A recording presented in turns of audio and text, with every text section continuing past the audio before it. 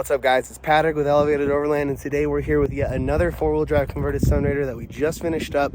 We're here at the airport about to pick up the customer, and here is the rig. It's a 1991 Toyota Sunrader. It was a two-wheel drive, 3-liter.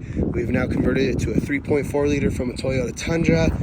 The transmission was an automatic. It's now a manual transmission from a T100. Obviously, it's got the four-wheel drive system from a 1985 Toyota pickup.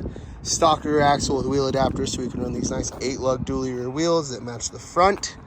It was an automatic. Switched it to a manual. Good old J shift. We have onboard air and we have in-cab controls for the airbags. Only 77,000 miles on this unit, but it also has a engine that has sub 5,000 miles. It's a new old stock engine. Sorry, we're at an airport. It's gonna be loud. New old stock engine out of a 2004 Toyota Tundra. All the electronics are out of a 2003 Toyota Tacoma. A couple things that make this one super sick is it has factory cruise control. That's right. We initiated a cruise. We adapted it to this cruise light on the dashboard. The cruise control in a Sunrader is absolutely game changing, and I love it. Let's pop the hood and go under here. Obviously the front, we have an ARB front bumper. It's for this year truck for a four-wheel drive model, so it's just a little wide, but it looks great overall. We did have to modify and have it repowder coated, so that was, you know, a little bit of a pain, but we got it done. Under the hood, we have a 3.4 out of a Toyota Tundra, Toyota 4Runner, Toyota Tacoma. It's engines out of a Toyota Tundra. The electronics are out of a Tacoma. What makes this one special is we actually adapted air conditioning. So that's right, this thing is air conditioning, cruise control, power steering. This thing is fully loaded, fully optioned, and I believe the customer is gonna be pumped because those are all things I wish I had in my rig that I don't.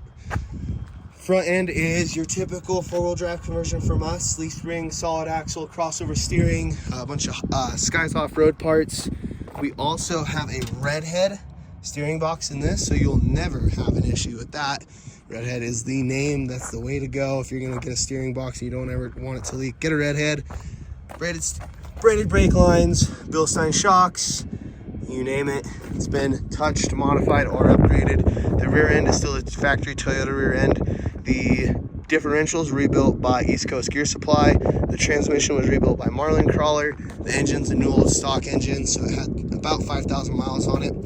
The intake, as you know, when you put a 3.4 in one of these, you usually have to do a body lift. This one we managed to get away by squeezing it in here. We have the intake milled by Northwest Toys, so the intake is low. It's about almost 3/4 of an inch lower than it is stock.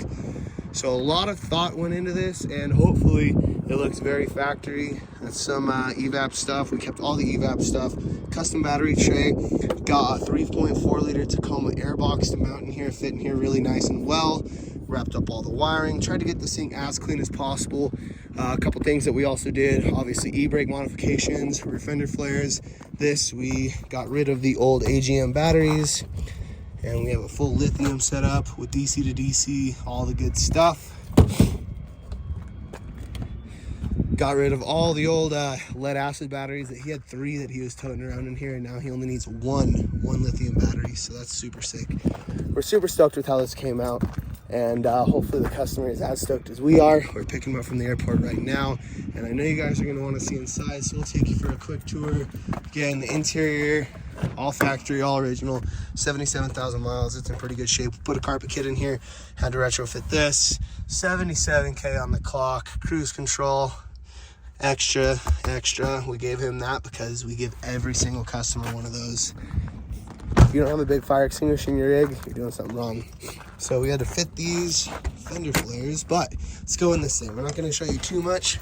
It's a 1991 Toyota Sunrader, and it is in great shape. These later model Sunraders, they're amazing. So, pass through to the cab. Here is the whole truck. Dinette, bench seat, that also turns into a bed. That turns into a bed. Back here you got your kitchen. Back here you have a full bath. Not a wet bath, a full bath. That's crazy. My rig does not have that. Not many Sunraders have that. Vent hood, everything works. All the lights work. We do not have AC working off of any inverter right now, but All the 12 volt works with the new lithium. Huge hatch above the bed, so that's super sweet. And overall, super sick rig. Also, cool thing about this one, it's an actual 3-way fridge. So you got 110, 12 volt, or gas. It's big because he has enough 12 volt power now to run it. So that's huge. Other than that, this is your average 1991 Toyota Sunrader. Hopefully you guys enjoyed this quick walkthrough. Thank you guys for tuning in. If you're into this, there's going to be a ton more content. We're about to have our Sunrader shipped back. It blew up in Reno. We either broke a piston or something because it has that supercharger on it. So the engine was overworked, but hopefully we'll come home soon.